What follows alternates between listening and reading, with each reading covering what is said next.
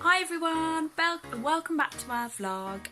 It's Wednesday the 24th of March, so you've missed a few days. Now today we are still homeschooling, still working from home, as you can hear the children marking in the background, and we're going to do all about home cooking. So obviously children need life skills, they don't just need to learn to read, write, science, maths, English all the time, Gets too much. So Mark decided he'd come up with a great idea of home cooking. So the children are going to write all about their home cooking on their piece of paper, and then they're going to do the practical. So they're going to chop it all up, learn how to use equipment, peel up the potato. I can't take it seriously because they've all decided to come into the room and pull a face. And how can I take these goals so seriously? So, see us downstairs, guys, and we're going to doing the practical and the written work, so they get to practice their handwriting, write up the ingredients, the method they're going to use, and then they're going to demonstrate it all for you. So guys, this is the Kemp family, and today we're going to be making stew. What sort of stew you make, Charlie? Beef and chicken. Chicken. Thank you very much, Charlie. And Bella, so what's the first thing you've got to do first? Wash our hands. Let's get it done then.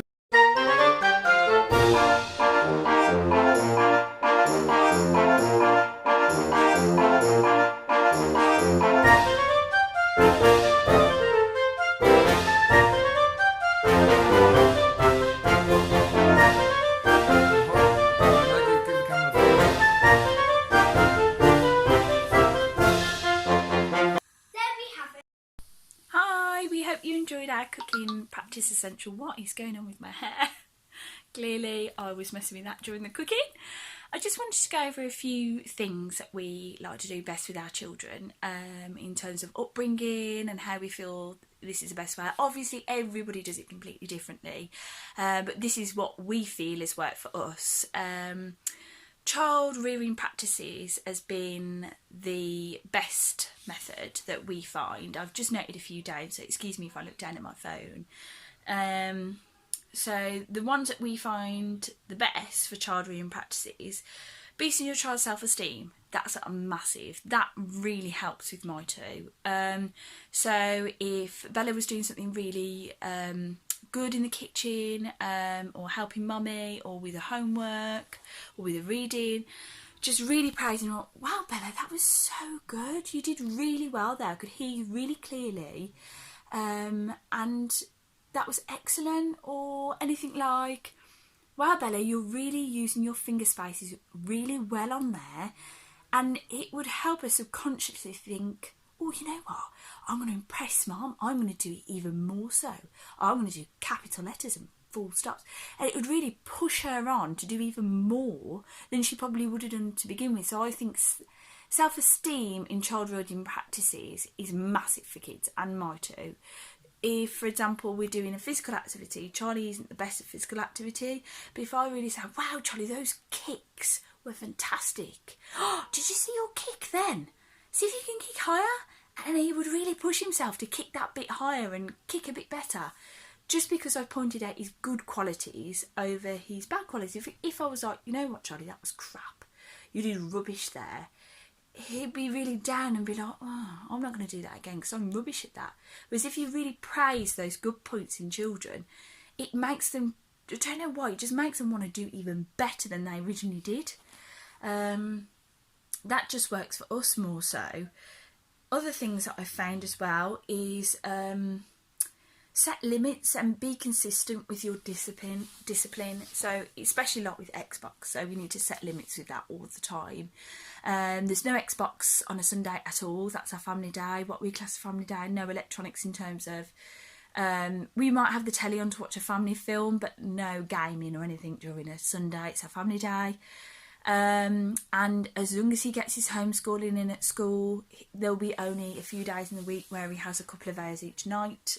Again, that's our limits, that's our boundary. We'll say, Charlie, you've got 2 hours, and he knows. And then half an hour before I got, Charlie, you've got half an hour, then 15. Charlie, you've got 15 minutes left. I want you off in 15 minutes. So then he knows if he's playing a game, right, okay, I've got 15 minutes to finish my game. And then he's a lot better. But if I just come in and say, Charlie, off now, he'd be like, but Mum, I'm in the middle of a game. And it would be an argument and a battle every time. So setting those boundaries and those limits really helps Charlie. And then he can come off with less arguments and a lot more calmer than he would if I just went in and went, right, off. Gotta get off, it's been 2 hours, blah, blah, blah, blah. Which is so easy to do when you're busy and you're caught up in your own things as well. Another thing that I find that helps with child rearing practices, be a good role model. Be a good role model. This is so hard. Because you know what? You've got to be disciplined yourself. You have got to be so disciplined yourself to be a good role model.